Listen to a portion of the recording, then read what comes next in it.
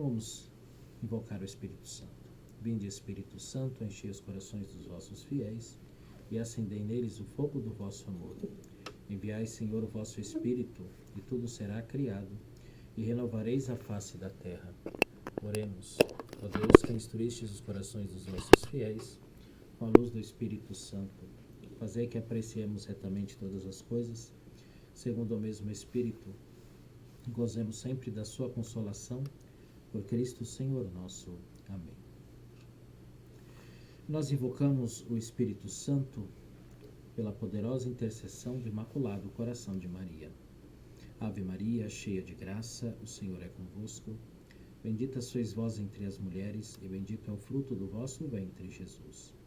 Santa Maria, Mãe de Deus, rogai por nós, pecadores, agora e na hora de nossa morte. Amém.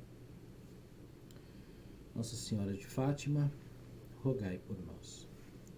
Vamos também suplicar aos nossos santos anjos da guarda, que também venham zelar, nos guiar, nos iluminar e nos proteger nesta noite. E também invoquemos os arcanjos Miguel, Rafael e Gabriel. Em nome do Pai, e do Filho, e do Espírito Santo. Amém. Bom, gente, então, continuando o nosso estudo, nos nossos 2 últimos encontros, nós estudamos as bem-aventuranças, né? E vamos agora dar continuidade, né, à sequência do Evangelho de São Mateus, agora a partir do versículo 11, né, do capítulo 5 do Evangelho de São Mateus, né, que continua o Sermão da Montanha. Né? Então, quem estiver acompanhando com a Bíblia, né, quiser abrir o Evangelho de São Mateus, capítulo 5, versículos de 11 e 12. Bem-aventurados sereis quando vos caluniarem, quando vos perseguirem e disserem falsamente todo mal contra vós por causa de mim. Alegrai-vos e exultai, porque será grande a vossa recompensa nos céus, pois assim perseguiram os profetas que vieram antes de vós. Então, Jesus conclui, né, as bem-aventuranças, dizendo estas palavras, né, que nós também seremos bem-aventurados quando vier sobre nós a perseguição, né, as incompreensões, tudo aquilo, né, que a gente hoje, né, podemos afirmar, né, que aconteceram com os apóstolos, os primeiros cristãos, né, então os martírios, as perseguições, enfim, né? Então, Nosso Senhor aqui, né, também já nos deixa muito claro, né, que queremos viver as bem-aventuranças, né? Queremos progredir na vida espiritual em direção ao coração de Jesus, aos céus, né? Nós também devemos nos preparar, porque esse caminho, claro, né?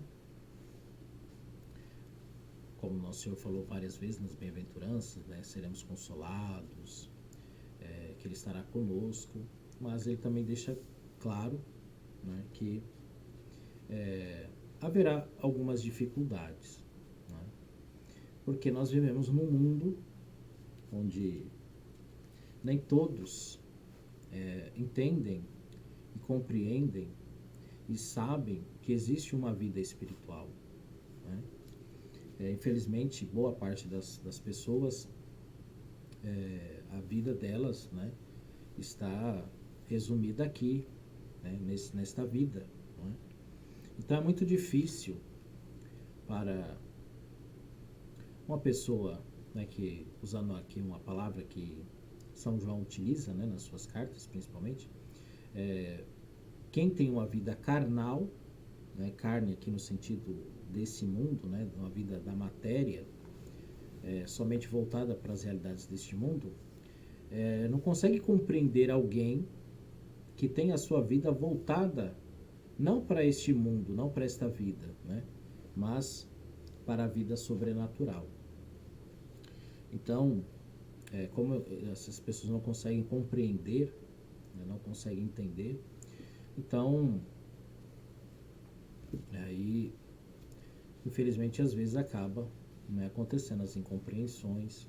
E evidentemente que, né, também precisamos ser realistas, que existem pessoas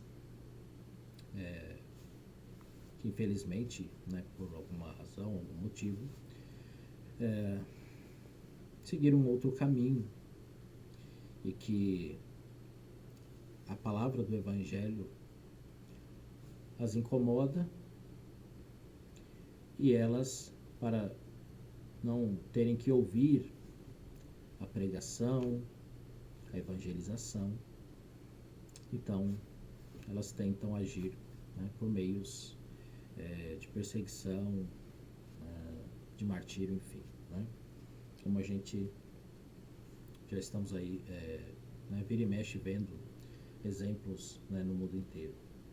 Então vimos aí recentemente, por exemplo, né, o cardeal lá na China que foi preso porque o governo disse que ele estava tumultuando, né, com as suas pregações.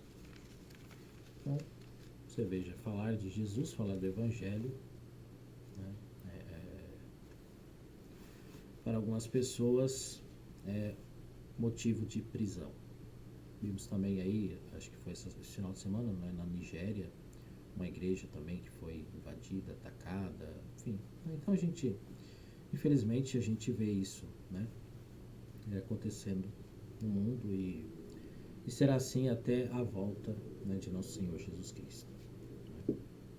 Bom, a partir deste versículo, né, desses dois versículos, melhor dizendo, então aqui nosso Senhor começa a dizer-nos, né, como será a nossa vida aqui na Terra e qual a vocação que nós somos chamados, né?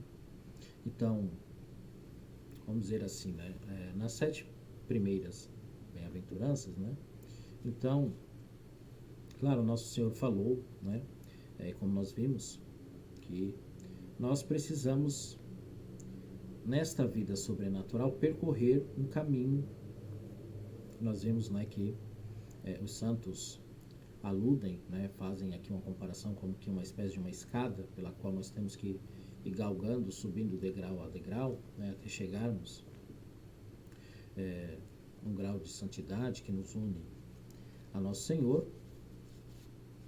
Mas Jesus aqui também nos coloca, nos apresenta aquilo que também nós somos chamados, né, a viver, digamos assim, de uma forma prática, nesta vida, a vida de um bem-aventurado. Né? Então, Nossa Senhora aqui já começa dizendo que provavelmente sofreremos perseguições, injustiças, enfim, né? E aqui, esses versículos, gente, é muito importante para a gente entender aqui a sequência. Tá? Então, Jesus já faz aqui uma espécie de uma introdução, um preâmbulo, para aquilo que agora ele vai continuar nos ensinando, né? Mas agora, digamos assim, mais no sentido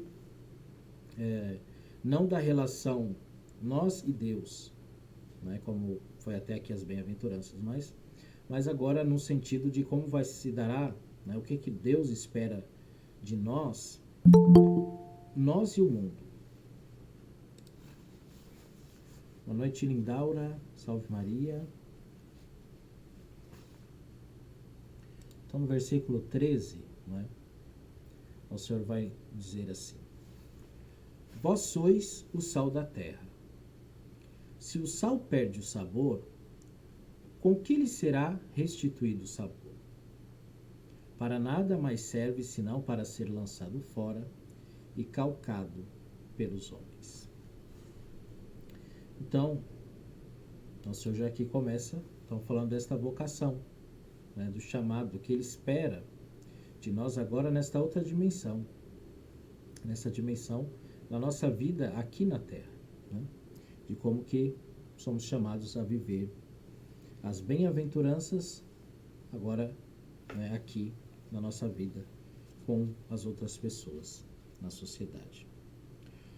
Os antigos, quando não queriam que algo se estragasse, né, então aqui a gente precisa compreender bem esta simbologia que Jesus faz aqui quando diz que nós somos o sal, né? Então, a gente precisa lembrar o seguinte, né, que antigamente não tinha geladeira. Então, o sal ele era muito importante, não só, por exemplo, hoje, como a gente utiliza o sal, né, na maior parte das vezes, realmente para o sabor, né, para salgar, né, o alimento, mas também o sal era utilizado para guardar o alimento, né? Então, por exemplo, né, quando os antigos queriam, né, guardar um pedaço de carne, então tinha geladeira, né? Qual que era a forma de você guardar aquele alimento, né? Era salgando. Então aqui Nosso Senhor fala desta nossa missão de fazer com que o mundo não se estrague, mas se conserve.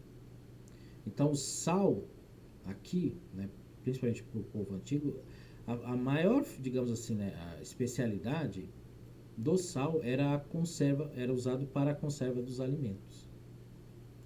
Então, né, você imagina assim, né, que a tendência do alimento, né, um pedaço de carne é o quê? É se deteriorar, se estragar. Então, o sal, ele é colocado na carne justamente para que aquela carne não se estrague. Então, nós, né, somos cristãos, primeiro podemos interpretar aqui o sal nesse sentido, que nós somos chamados, né, a atuar no mundo de uma forma que nós cristãos façamos com que o mundo não se estrague pelo pecado, pelo egoísmo, mas que o mundo se conserve, né? E conserve aquilo para o qual Deus criou o mundo e Deus criou o homem. Aí Santo Agostinho vai nos dizer, né? E se vós, por meio dos quais os povos devem ser conservados, perdesseis o reino dos céus, por medo das perseguições temporais. Lembra que eu falei que os versículos anteriores são importantes porque eles são como que uma introdução, né, um preâmbulo. Porque vejam, né, depois o Senhor vai falar do sal, da luz, né? Jesus já fala, né, o que acontece conosco se deixarmos de ser sal, deixarmos de ser luz, e o que faz com que nós deixemos de ser, né, de cumprir a nossa vocação, é justamente aquilo que Nosso Senhor falou, das perseguições, né? Continua Santo Agostinho, né? Então, se diante das perseguições temporais nós perdemos o sabor, né? O sal perde o sabor, o que fariam os homens que deveriam ser por nós libertados dos seus erros? Também diz, se o sal perder a sua força, manifestando que devem ser considerados estúpidos aqueles que, seguindo a abundância ou temendo a escassez dos bens materiais, perdessem os bens eternos que não podem ser dados nem arrebatados pelos homens. Então, perseguição e a preocupação com os bens materiais, né, os bens do mundo. Então, se por conta disso, né, nós deixamos de ser sal, ou seja, deixamos, né, de fazer com que o mundo não se conserve, que o mundo decaia, que o mundo se estraga, o que Santo Agostinho está colocando? Né? O que um mundo estragado vai fazer com os cristãos? É uma pergunta muito séria, né? Que a gente realmente precisa pensar. Né? Porque às vezes a gente fala assim, né? Que nós cristãos temos que saber conviver com o mundo. Então, se o mundo né, está caminhando por um caminho, né, o caminho do aborto, o caminho da ideologia de gênero, a gente tem que deixar seguir o mundo, né? O importante é que a gente mantenha aqui a nossa religião aqui no nosso cantinho e deixa que o mundo se estrague. Essa é a pergunta: o que o mundo estragado fará conosco? Por isso que nosso Senhor disse, né, que quando o sal perde sabor, para que ele serve? Assim, é uma consequência, né? Ele será calcado.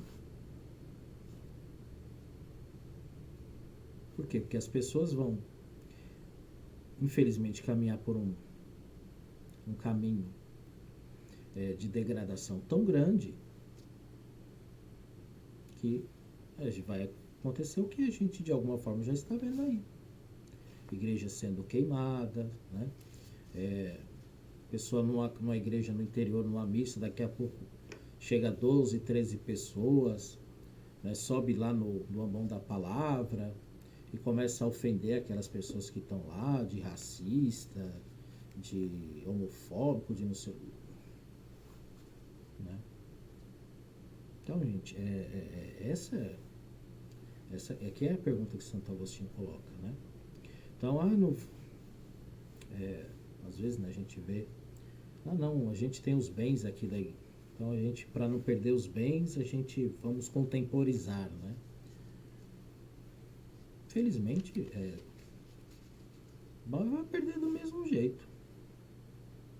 Se a gente não for sal do mundo, se a gente não conservar a família, se a gente não conservar os valores da sociedade, valores estes que foram nos deixados por Jesus, ensinado pelos apóstolos, e por sua vez ensinaram para aqueles que lhe sucederam, né? Enfim, chegou-nos até hoje.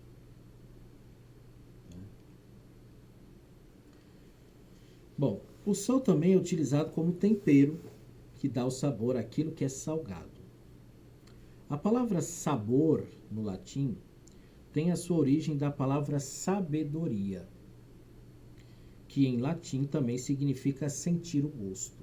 Né? Então, é muito interessante isso, né? Que o sábio, imagina, né? o romano, né? Então, qual que era a imagem que o romano tinha de alguém que era sábio? Né? Era alguém que tomou o gosto, o sabor das coisas. Né? Então não é alguém que simplesmente tem uma ideia, né? Mas é alguém de fato com que né, saboreou aquilo. Né? Ou seja, conhece as coisas por dentro, né? Na profundidade. Então sabor e sabedoria, estas palavras estão relacionadas. Né? Ou seja, o sábio é aquele que experimentou, que faz a experiência daquilo que estuda. Aqui também ser sal significa espalhar o sabor de Deus na terra entre os homens, que é a vocação própria da igreja, que a realiza de forma especial através do seu magistério. Não é? Então, nós, né, somos chamados também de ser sal nesse sentido do gosto, né, do sabor, do tempero, nesse sentido. Não é? Então, o cristão é aquele que é chamado, né, a falar do Evangelho, falar de Jesus, de uma maneira sábia, ou seja, de uma forma que ele de fato experimentou, vivenciou aquilo. Né? E que às vezes a gente vê que isso falta um pouquinho hoje, né? Então, pelo amor de Deus, né? A gente não quer criticar ninguém, mas às vezes a gente vê assim, né? As pessoas ensinando, sei lá, os 10 mandamentos. Né? Então, assim, a pessoa ensina aquilo como, né, um professor de história ensina história, professor de ciência ensina ciência, né? Não, tá aqui na Bíblia, né? Se abre aí no capítulo tal, o primeiro mandamento é esse, o segundo, né? O primeiro é amar a Deus sobre todas as coisas, guardar não, domingos e festas, não tomar o santo, né, o nome de Deus em vão. E assim, fica nesse conhecimento teórico. Mas a pessoa não fala aquilo como que uma experiência, né? Como algo que ela vivencia, que é o seu projeto de vida, que ela busca viver aquilo. Né? E nós somos chamados a isso. Não somente dizer, não, Deus é uma natureza em três pessoas, né? Pai, Filho e Espírito Santo. Né? Você entende? Dessa maneira assim, decorativa, né? No sentido de que a gente só decora e... Não. Nós precisamos falar de Deus a partir realmente, né, de uma experiência que nós temos, experiência através da oração, através da vida sacramental. Né? Então, realmente falar como um sábio, como que experimentou. Né? Santo Hilário de Poitiers. Aí aqui Santo Hilário vai falar um pouquinho mais focando no magistério, né? No caso dos bispos, né? Enfim. Santo Hilário diz assim: porém, se os mestres, os bispos da igreja, sobretudo bispos e o Papa, se estupidificam, né? Ou seja, aqui o estúpido no contrário do sábio, né? Deixa de lado, né, os ensinamentos do Evangelho, caem nas fábulas, como diz Paulo a Timóteo. Nada salgam, e tendo perdido o sentido do saber recebido, não podem vivificar o mundo corrompido, e tornam-se inúteis. Por isso se diz, para nada mais serve, senão para ser lançado fora e calcado pelos homens.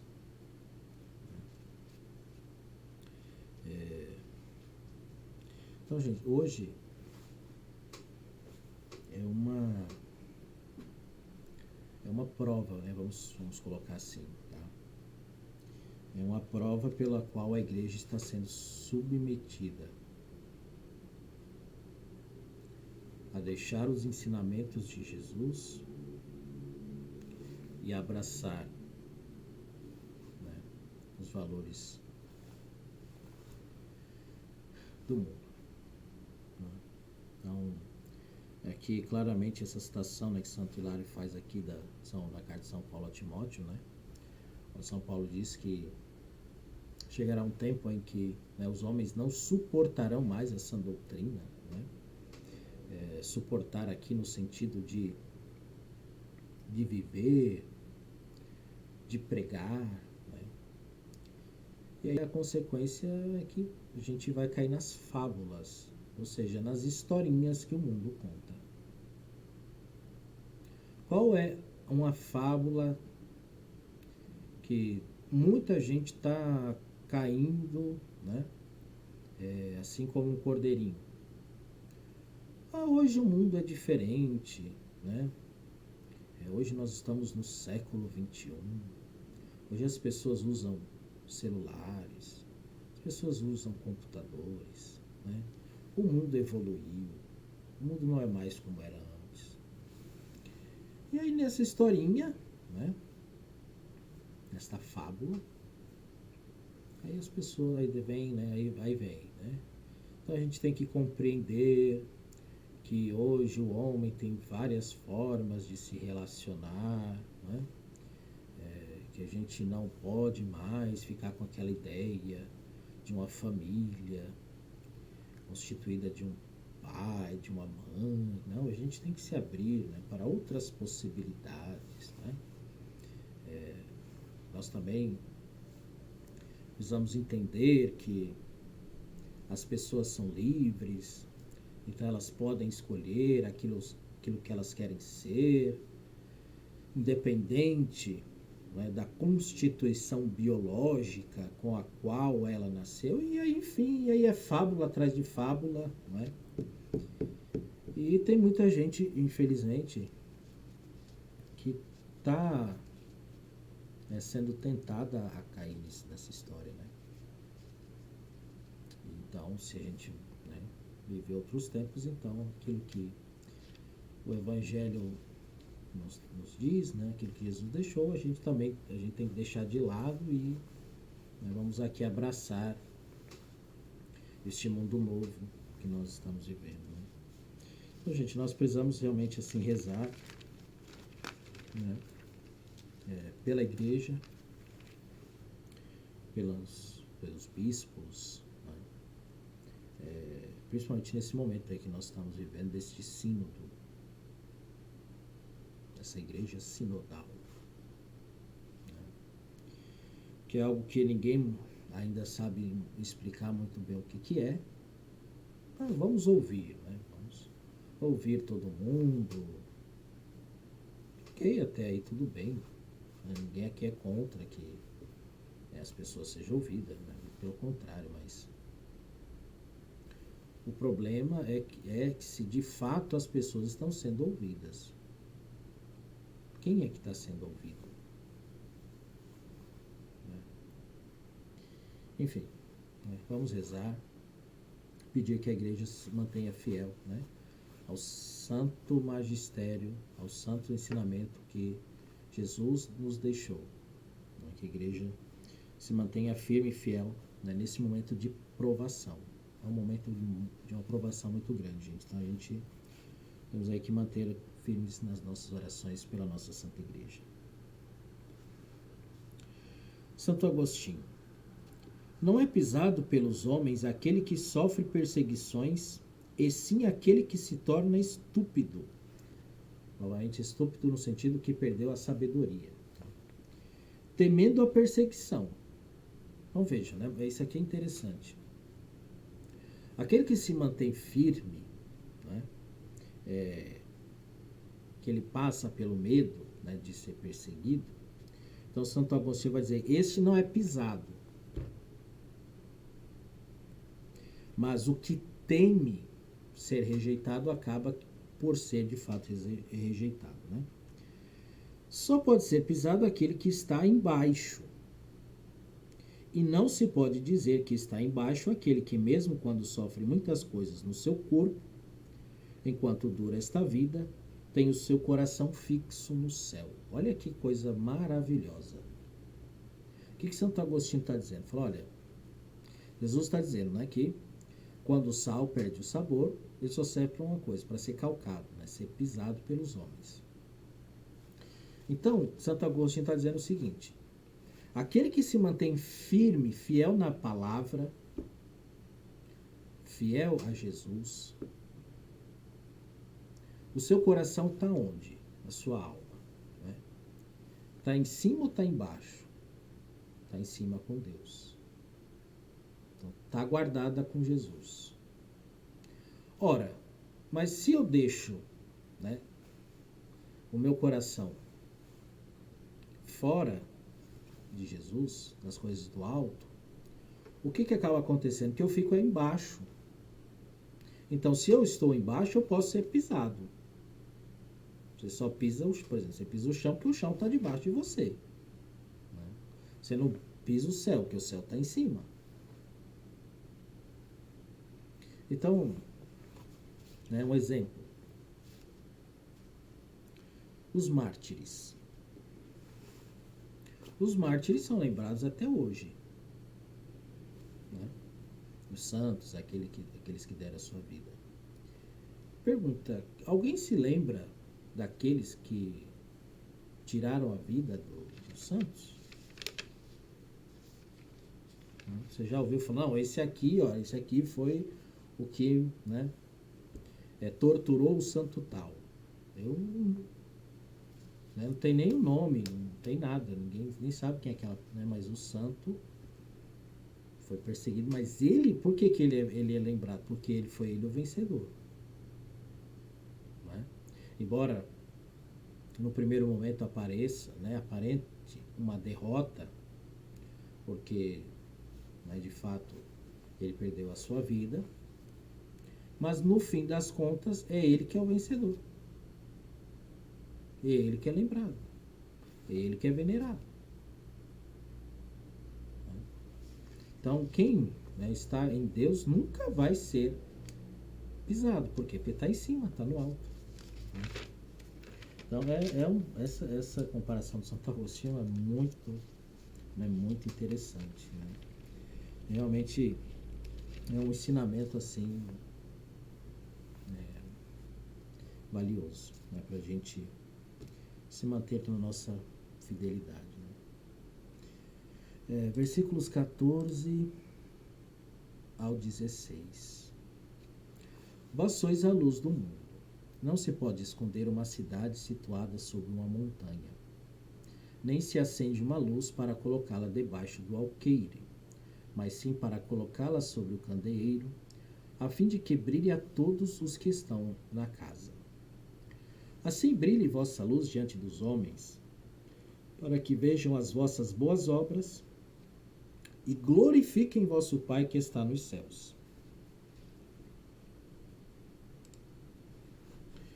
Assim como os mestres, por sua boa pregação, são o sal com o qual o povo se conserva, do mesmo modo, por meio da palavra de sua doutrina, são luz, com a qual nos ilumina.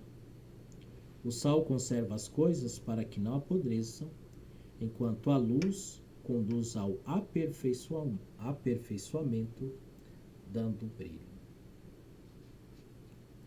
São João Crisóstomo.